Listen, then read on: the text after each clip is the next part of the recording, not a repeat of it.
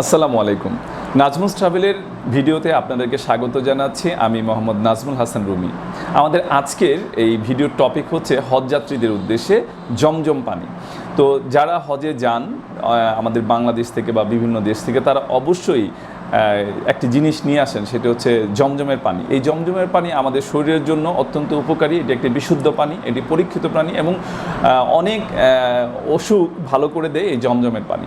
তাই যারা এই সৌদি থেকে আমাদের দেশে ফিরে আসেন বা ব্যাক করেন, তখনই তারা সঙ্গে করে বেশি বেশি জমজমের পানি নিয়ে আসেন।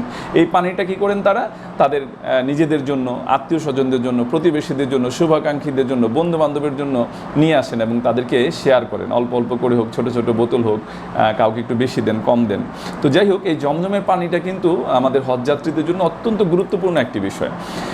কিন্তু সম্প্রতি আমরা এই ফেসবুকে দেখতে পাচ্ছি, আমাদের যে বিভিন্ন গ্রুপ আছে বা মেসেঞ্জার আছে, ধর্ম মন্ত্রণালয় একটা নোটিশ দিয়েছে। সেই নোটিশটার হেডলাইন হচ্ছে এরকম যে লাগেজে জমজম পানি বহন না করা সংক্রান্ত জরুরি বিজ্ঞপ্তি। আমি বিজ্ঞপ্তিটি হুবহু আপনাদেরকে পড়ে শোনাচ্ছি। দেশে গমনকারী হাজী সাহেবগণের অবগতির জন্য জানানো যাচ্ছে যে হাজী সাহেবদের চেক ইন লাগেজে পানির বোতল বহন করায় জেদ্দা ও মদিনা বিমানবন্দরে বিমানবন্দর কর্তৃপক্ষ হাজী সাহেবগণের লাগেজ কেটে পানির বোতল বের করছে। এর মানে হচ্ছে যারা ওইখান থেকে লাগেজে পানি নিচ্ছেন, জেদ্দা থেকে উঠেন কিংবা মদিনা বিমানবন্দর থেকে উঠেন, সেখানে কিন্তু বিমানবন্দর কর্তৃপক্ষ লাগেজটা কেটে পানিটা বের করছে। যে সকল লাগেজে পানি পাওয়া যাচ্ছে সে সকল লাগেজ বিমানবন্দর কর্তৃপক্ষ বিমানে তুলছে না। এটা অত্যন্ত চিন্তার বিষয়। কেন একজন হাজি যখন হজ করে লাগেজটা কিছু শপিং টপিং করে লাগেজটা বিমানবন্দরে আনেন এবং দেশে আনার জন্য একটা মনস্থির করেন, যদি সেটা উনি আনতে না পারেন তাহলে এর থেকে দুঃখ আর কষ্টর কিছু নাই।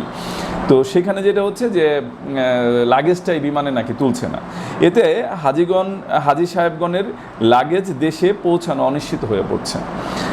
বাংলাদেশের হাজিদের লাগেজ ঢালাওভাবে কেটে প্রায় সকল লাগেজে পানি পাওয়ায় দেশের ভাবমূর্তি ক্ষুণ্ণ হচ্ছে। এর মানে বাংলাদেশের হাজিদের লাগেজেই পানি বেশি পাওয়া যাচ্ছে।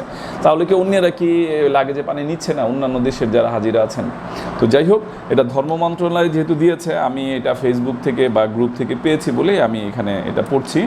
এটা অত্যন্ত চিন্তার বিষয় এবং গুরুত্বপূর্ণ বিষয়। বর্ণিত অবস্থায় কোনো হাজী সাহেব যাতে তার চেক ইন লাগেজে পানি বহন না করে তা নিশ্চিত করার জন্য সকল এজেন্সির মালিক, প্রতিনিধি, হজ গাইডদের অনুরোধ করা হলো ধর্ম বিষয়ক মন্ত্রণালয়।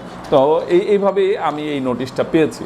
তো নোটিশটার মধ্যে এই ধর্ম মন্ত্রণালয় যদি সত্যি সত্যি বলে থাকে, তাহলে আমাদের জন্য অনেক এটা একটা সতর্কীকরণ বিষয়। যারা হজযাত্রী আছেন, এই নিয়মটা যেন আমরা মেনে চলি। আর যারা অতিরিক্ত পানি আনতে চান, তাদের জন্য আসলে কি করতে হবে? এই ক্ষেত্রে আপনারা সৌদি যে বিমানবন্দরে আসবেন, তখন ওইখানকার যে মোয়াল্লেম আছেন বা বিমান এয়ারলাইন্সের যারা লোকজন আছেন বা বিমানবন্দর কর্তৃপক্ষ, তাদের সঙ্গে একটু কথা বলে নিতে পারেন যে এটা কিভাবে আনা যায়। কারণ এখানে কিভাবে অতিরিক্ত পানি আনা যাবে তা নিয়ে বলা নেই।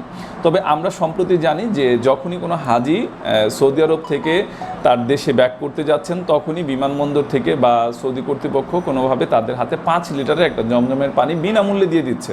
এবং আপনি যখন এইটা হাতে পাচ্ছেন, আপনি কিন্তু বিমানেই হাতে করেই নিয়ে আসতে পারবেন।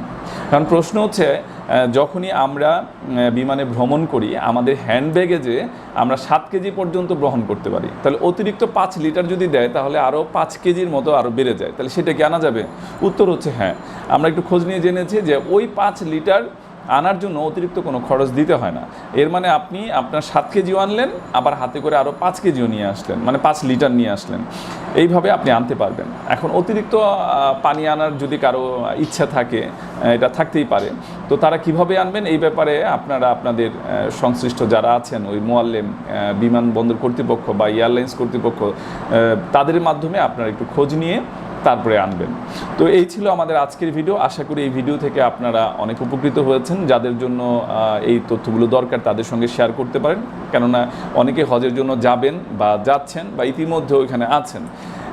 তো এখন এই বিষয়টা আপনারা তাদের কাছে শেয়ার করলে তারা উপকৃত হবেন বলে আমি দৃঢ়ভাবে বিশ্বাস করি। তো সবাই ভালো থাকবেন। এতক্ষণ নাজমুস ট্রাভেলের সঙ্গে থাকার জন্য আপনাদেরকে অসংখ্য ধন্যবাদ। আল্লাহ হাফেজ।